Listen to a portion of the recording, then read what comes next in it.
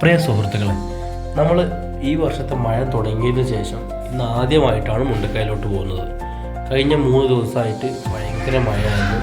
അതുകൊണ്ട് തന്നെ നമുക്ക് ജോലിക്കോ മറ്റെന്തോ ആവശ്യത്തിനും മുണ്ടക്കയിലോട്ട് പോകാൻ കഴിഞ്ഞിരുന്നില്ല.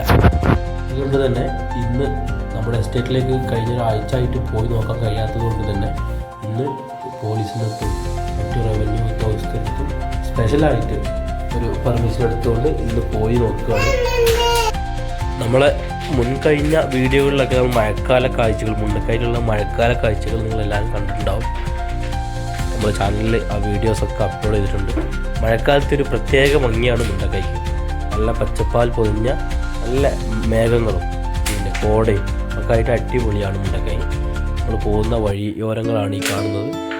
കുറേയൊക്കെ വീഡിയോ ക്ലിയർ ഇല്ലാത്തത് നല്ല മഴയത്താണ് ഈ വീഡിയോ എടുക്കുന്നത്. ലോകത്ത് എവിടെ കൊണ്ടുപോയി എത്ര സുഖത്തിൽ താമസിപ്പിച്ചാലും ഞങ്ങൾക്ക് മഴക്കാലത്ത് മുണ്ടക്കയിൽ താമസിക്കുന്ന ഒരു സുഖം നമുക്ക് മറ്റെവിടെയും കിട്ടില്ല. കാരണം നല്ല തണുപ്പും മഴയുടെ എല്ലാ സൗന്ദര്യങ്ങളും ആസ്വദിക്കാൻ കഴിയുന്ന ഒരു നാടാണ് ഞങ്ങൾ. പക്ഷേ പ്രകൃതിയുടെ വികൃതി എന്നോളം ഇന്ന് ചിലതൊക്കെ നമ്മുടെ നാട്ടിൽ സംഭവിച്ചു. പക്ഷെ അതെല്ലാം ദൈവത്തിൻ്റെ ചില പരീക്ഷണങ്ങളാണെന്ന് കരുതി നമ്മുടെ ജീവിതവും മറ്റും മുന്നോട്ട് കൊണ്ടുപോകുക എന്നത് നിർബന്ധമായ ഒരു ഘടകമാണ്. നമ്മൾ മുണ്ടക്കൈ എത്തിയിരിക്കുകയാണ്. മുണ്ടക്കൈ മുന്നേ നിങ്ങൾ ഓരോ വീഡിയോകൾ കണ്ടിട്ടുണ്ടാവും. ഇവിടെ ഒന്നും ഇങ്ങനെ കാടൊന്നുമല്ല, കാടും പിന്നെ പാറകളും നിറഞ്ഞ സ്ഥലമായിരുന്നില്ല. ഇതിൻ്റെ ഇരുവശങ്ങളിലും സ്ഥാപനങ്ങളും അതുപോലെ ഹോട്ടൽ, വീടുകൾ, പാടികളൊക്കെ ആയിട്ട് നിറഞ്ഞ ഒരു നല്ല ഗ്രാമീണതയുള്ള ഒരു നല്ല മനുഷ്യരും ഒരുപാട് തോട്ടങ്ങളും കൃഷികളും ഒക്കെ ഉള്ള ഒരു നാടായിരുന്നു. മുൻ വീഡിയോകളിലൊക്കെ നിങ്ങളത് കണ്ടിട്ടുള്ളതാണ്. ഞാൻ മുമ്പ് ഇട്ട ഓരോ വീഡിയോയിലും ഇതൊരു പുഴ എന്നാണ് അഭിസംബോധന ചെയ്തിരുന്നത്. അത് ഇവിടുത്തെ ഒരു ഭാഷയിൽ, അതായത് ഇവിടുത്തെ രീതിയിൽ പുഴ എന്നാണ് പറയാറ്. മറിച്ച് നമ്മുടെ താഴ്നാടുകളിലൊക്കെ കോഴിക്കോട് മറ്റുള്ള സ്ഥലങ്ങളിലൊക്കെ പുഴ എന്ന് പറയുമ്പോൾ അത്യാവശ്യം വീതിയും വലുപ്പമുള്ള പുഴക്കാണ് പുഴ എന്ന് പറയുക. പലരും എൻ്റെ വീഡിയോയുടെ അടിയിൽ വന്ന് ഇത് പുഴയല്ല ഇത് തോടാണ് എന്നൊക്കെ പറയാറുണ്ട്. പക്ഷെ ഞങ്ങളിവിടെ പുഴ എന്നാണ് പറയാറ്. ഓരോ നാട്ടിലും ഓരോ രീതിയിലാണല്ലോ ഇത് വിളിക്കുക. അപ്പോൾ അത് ഇതിനോടൊപ്പം സൂചിപ്പിക്കുന്നു. അതുപോലെ തന്നെ പലർക്കും ഇതൊരു ആവർത്തനമായിരിക്കും. പക്ഷേ എനിക്ക് ഈ നാട്ടിലേക്ക് ഓരോ തവണ വരുമ്പോൾ അതിൽ ഓരോ പുതുമ എനിക്ക് അനുഭവിക്കാൻ കഴിയുന്നുണ്ട്. അത് ഞാൻ നിങ്ങളുമായി പങ്കുവെക്കുന്നതേ ഉള്ളൂ. കാരണം ഈ മഞ്ഞിൽ പുതച്ചു നിൽക്കുന്ന ഈ നാടിൻ്റെ ഭംഗി പുറം ലോകത്തെ എത്തിക്കുക, ഇത്തരത്തിൽ വളരെ മനോഹരമായി സൃഷ്ടിക്കപ്പെട്ട ഒരു നാടുണ്ട് എന്നുള്ളത് നിങ്ങൾ അറിയിക്കുക എന്നാണ് എൻ്റെ ഒരു ലക്ഷ്യം. എവിടെയെന്ന് വെച്ചാൽ നമ്മൾ മുൻപ് വീഡിയോയിൽ കണ്ടിട്ടുണ്ടാകും, നമ്മുടെ എസ്റ്റേറ്റിലേക്ക് പോകുന്നൊരു സ്ഥലമാണ്. നമ്മുടെ തോട്ടത്തിലേക്ക്, ഏലത്തോട്ടത്തിലേക്ക് പോകുന്ന റോഡാണ്. അതിപ്പോൾ ഈ മഴയത്ത് നല്ലോണം ശക്തമായ ഒഴുക്കിൽ ഏകദേശം റോഡിൻ്റെ കോലം മാറിയിട്ടുണ്ട്. മണ്ണൊക്കെ ഒലിച്ചു പോയി വണ്ടി പോകാൻ പറ്റാത്ത രീതിയിലായിട്ടുണ്ട്. അവിടുത്തെ കാഴ്ചകളാണ്. ഉരുള് പൊട്ടി വന്ന സ്റ്റാർട്ടിങ്ങിൻ്റെ ആ സ്ഥലത്തുള്ളതാണ് ഈ ഏരിയ. പിന്നെ അവിടുന്ന് ആ ചാലിൽ കൂടെയാണ്. അപ്പോൾ നമ്മൾ ആദ്യം ഈ ചെറിയൊരു പ്രദേശത്ത് കൂടെയാണ് വണ്ടി കൊണ്ട് ജീപ്പ് കൊണ്ട് പോയിരുന്നത്. ഇപ്പോഴത്തെ ഒഴുക്ക് കൊണ്ട് ഇതിലൂടെ ജീപ്പ് കൊണ്ട് പോകാൻ പറ്റില്ല. അതുകൊണ്ട് തന്നെ പണിക്കാരെയൊന്നും നമുക്ക് കൊണ്ടുവരാൻ കഴിയാത്തൊരു സാഹചര്യം അപ്പോൾ ഉള്ളത്. ഒരു പാലത്തിനായിട്ട് ട്രെഞ്ചിങ്ങും മറ്റ് സോയിൽ ടെസ്റ്റിങ്ങും ഒക്കെ നടന്നിട്ടുണ്ട്. അത് എത്രയും പെട്ടെന്ന് വന്നാൽ നല്ലതായിരുന്നു. കാരണം ഒരുപാട് കൃഷിത്തോട്ടങ്ങൾ, 500-ലേറെ ഏക്കർ കൃഷിത്തോട്ടങ്ങൾ ഇതിന് മുകളിലുണ്ട്. ഏലവും കാപ്പി കുരുമുളകൊക്കെ ആയിട്ട് ഒരുപാട് ആളുകളുടെ 150-ലധികം ആളുകളുടെ ഉപജീവന മാർഗ്ഗമാണ് ഇതിന് മുകളിലുള്ളത്. അപ്പോൾ ഗവൺമെൻറ്റിൻ്റെ ഭാഗത്ത് എത്രയും പെട്ടെന്നൊരു ആക്ഷൻ ഉണ്ടാകുമെന്നുള്ളൊരു പ്രതീക്ഷയും നമുക്കുണ്ട്. കൃഷി കൊണ്ട് ജീവിക്കുന്ന ഒരു പറ്റം സമൂഹത്തിൻ്റെ ഉപജീവനമാണ് മുകളിലുള്ളത്. അതുകൊണ്ട് തന്നെ എത്രയും പെട്ടെന്ന് ഇവിടേക്കുള്ള റോഡും ഗതാഗത സൗകര്യങ്ങളൊക്കെ ഒരുക്കണമെന്നുള്ളതാണ് ഞങ്ങളുടെ ഇപ്പോഴത്തെ ഒരു ആവശ്യം. ഈ തോട്ടിലൂടെ ഇത്രയധികം വെള്ളം ഒഴുകുന്നതുകൊണ്ട് തന്നെ പണിക്കാരെ ഇങ്ങോട്ട് കൊണ്ടുവരാനും അതുപോലെ തന്നെ പണിക്കാർക്ക് ഇങ്ങോട്ട് വരാനും ചെറിയ പേടിയുണ്ടാവും. കാരണം മഴക്കാലമാണ്, ഒരു വലിയ ദുരന്തം നടന്ന സ്ഥലമാണ്. അതുകൊണ്ട് തന്നെ പണിക്കാർക്കൊക്കെ പേടിയാണ്. മറ്റൊരു തലം നോക്കുമ്പോൾ ഒരുപാട് പൈസ മുടക്കിയിട്ട് അവിടെ ഏലകൃഷിയും മറ്റു വളങ്ങളൊക്കെ വേനൽക്കാലത്ത് കൊടുത്ത് ഇപ്പോൾ അത് പൂവിട്ട് കായാവാൻ നിൽക്കുന്ന സമയം കൂടിയാണ്. അപ്പോൾ അതൊരു അതിൻ്റെ ഉടമസ്ഥരെ സംബന്ധിച്ചിടത്തോളം അത് വലിയൊരു നഷ്ടവുമാവും. പക്ഷേ ജോലിക്കാരെ കൊണ്ടുപോകാൻ പറ്റാത്ത സാഹചര്യം ആയതുകൊണ്ട് തന്നെ എല്ലാവരും പ്രതിസന്ധിയിലാണ്. ഇതൊക്കെ പറയുമ്പോഴും ഈ നാടിൻ്റെ ഒരു ഭംഗി നിങ്ങളോട് പറയാതിരിക്കാൻ കഴിയുന്നില്ല. ചെറു അരുവികളായിട്ട് ഒരുപാട് വെള്ളച്ചാട്ടങ്ങൾ ഈ ഒരു മഴക്കാലത്ത് നമുക്ക് പല ഭാഗങ്ങളിൽ നിന്നായിരിക്കും. മഴക്കാലത്ത് അതിശക്തമായ മഴ ഉള്ളതുകൊണ്ട് തന്നെ ആ സമയത്ത് കൃഷിയിടങ്ങളിലേക്ക് പോകാൻ വേണ്ടി ഇട്ട ഒരു താൽക്കാലിക പാലം ആണിത്. ഏകദേശം അതിനോട് ചേർന്നാണ് ഇപ്പോൾ വെള്ളം ഒഴുകുന്നത്. മഴ എന്ന് പറഞ്ഞാൽ എല്ലാ പണിക്കാരും വീണ്ടും ഈ സ്ഥലത്തേക്ക് വരും. കാരണം കൃഷി മുന്നോട്ട് കൊണ്ടുപോകണമല്ലോ. മഴക്കാലത്താണ് കൂടുതലായിട്ട് ഈ കൃഷികൾക്ക് നഷ്ടങ്ങളൊക്കെ ഉണ്ടാവുക. അപ്പോൾ അതൊക്കെ നികത്താൻ എന്തായാലും കർഷകരിവിടെ എത്തിയേ തീരും.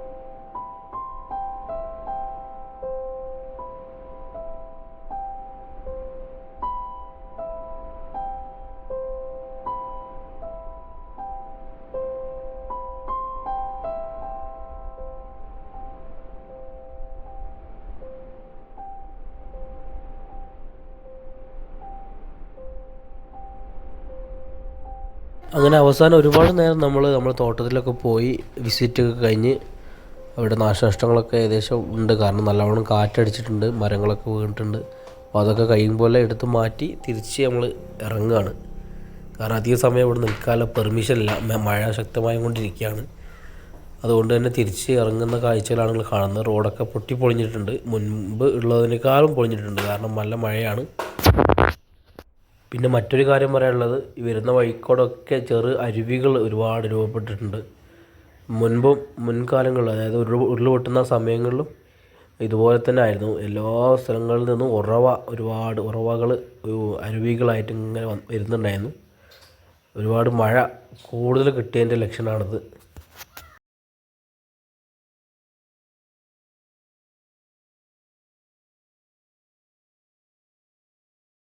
നമ്മൾ മുമ്പത്തെ വീഡിയോകളിലൊക്കെ നിങ്ങൾ കണ്ടിട്ടുണ്ടാവും. ഇതൊക്കെ ഓരോരുത്തരുടെ വീടുകളാണ്. ഇവിടെ നിന്ന് പാൾത്താമസമല്ല, എല്ലാവരും ഇവിടുന്ന് മാറ്റപ്പെട്ടിട്ടുണ്ട്. പുതിയ ടൗൺഷിപ്പും കാര്യങ്ങളൊക്കെ ഏകദേശം ഇങ്ങനെ അതിൻ്റെ പരിപാടികളൊക്കെ നടന്നുകൊണ്ടിരിക്കുന്നുണ്ട്. വളരെ പെട്ടെന്ന് തന്നെ അതിലേക്കൊക്കെ വീടുകളിലേക്കൊക്കെ പ്രവേശിക്കാൻ കഴിയുന്നുള്ളതാണ് എല്ലാവരും ആഗ്രഹം. അതുപോലെ തന്നെ ലിസ്റ്റിൽപ്പെടാത്ത ഒരുപാട് ആളുകളുണ്ട്. ഇവിടെ സ്കൂൾ റോഡ്, പഴവട്ടിക്കുന്ന്, അട്ടമല, റാട്ടപ്പാടി അങ്ങനെയുള്ള ചെറിയ പ്രദേശങ്ങളിലൊക്കെ പാടിയിൽ താമസിക്കുന്നവരും സ്വന്തമായിട്ട് വീട്ടിലുള്ളവരൊക്കെ ഈ സർക്കാർ ലിസ്റ്റിൽ പെടാത്തതുണ്ട്. അത് പെടുമെന്ന് തന്നെയാണ് പ്രതീക്ഷ. ഏകദേശം നമ്മുടെ വീഡിയോ അവസാനിച്ചുകൊണ്ടിരിക്കുകയാണ്. പിന്നെ മറ്റൊരു കാര്യം പറയാതെ വയ്യ, ഞങ്ങളോട് ഒരുപാട് സഹകരണങ്ങളും സഹായങ്ങളും ഒക്കെ നിങ്ങൾ ഓരോരുത്തരും, ഇപ്പോൾ ഈ വീഡിയോ കാണുന്ന പലരും ഞങ്ങളുടെ മുണ്ടക്കൈ ചൂരൽമല റിലീഫിന് വേണ്ടിയും മറ്റു ഇവിടെ സന്നദ്ധ പ്രവർത്തനങ്ങൾക്ക് വേണ്ടിയൊക്കെ ഒരുപാട് പേര് സഹായിച്ചിട്ടുണ്ടാവും. എന്നോട് പലരും, നമ്മുടെ നാട്ടിലുള്ള പലരും നിൻ്റെ വീഡിയോയിലൂടെ അവർക്ക് നന്ദി പറയണമെന്ന് പറഞ്ഞിട്ടുണ്ട്. ഒരുപാട് നന്ദിയുണ്ട്. നിങ്ങളോടൊന്നും നന്ദി പറഞ്ഞാൽ തീരാത്ത അത്ര കടപ്പാടും. ഞങ്ങളുടെ ഓരോ പ്രാർത്ഥനകളും ഓരോ നേരങ്ങളിലുമുള്ള പ്രാർത്ഥനകളിലൊക്കെ നിങ്ങളുടെ ഓരോരുത്തരുടെയും സഹായങ്ങളും എല്ലാം ഓർക്കും. എന്നും നന്ദിയുള്ളവരായിട്ട് തന്നെ ഞങ്ങൾ മുന്നോട്ട് പോകും. കാരണം ഞങ്ങൾ ഇന്നിപ്പോൾ ജീവിച്ചിരിക്കുന്നുണ്ടെങ്കിൽ അത് നിങ്ങളുടെ ഓരോരുത്തരുടെയും സഹായങ്ങൾ കൊണ്ട് മാത്രമാണ് എന്നുള്ളത് യഥാസമയം ഞങ്ങൾ ഓർക്കാറുണ്ട്. ഞങ്ങളുടെ മക്കളും എല്ലാവരും അവരുടെ വിദ്യാഭ്യാസം വരെ ഈ കഴിഞ്ഞൊരു വർഷം നിങ്ങളുടെ എല്ലാവരുടെയും സഹായത്തോടെ ആയിരുന്നു. ആത്മാർത്ഥമായി ഞാൻ നിങ്ങൾക്ക് വേണ്ടി പ്രാർത്ഥിക്കുകയും ചെയ്യുന്നു.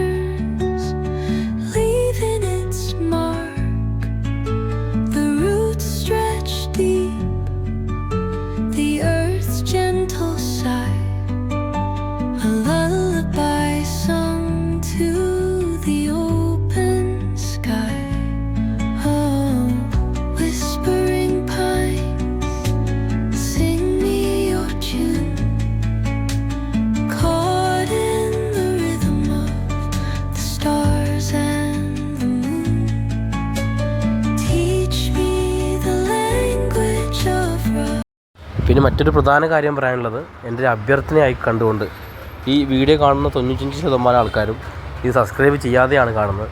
എല്ലാവരും സബ്സ്ക്രൈബ് ചെയ്ത് നമ്മൾ സപ്പോർട്ട് ചെയ്യണമെന്ന് വിനീതമായ ഒരപേക്ഷ മുൻപിൽ വെക്കുകയാണ്. എല്ലാവരും സബ്സ്ക്രൈബ് ചെയ്യണം, അതുപോലെ ലൈക്കും സപ്പോർട്ടൊക്കെ ചെയ്ത് ഞങ്ങൾ മുൻപോട്ട് നയിക്കണമെന്ന് വിനീതമായി അപേക്ഷിക്കുകയാണ്.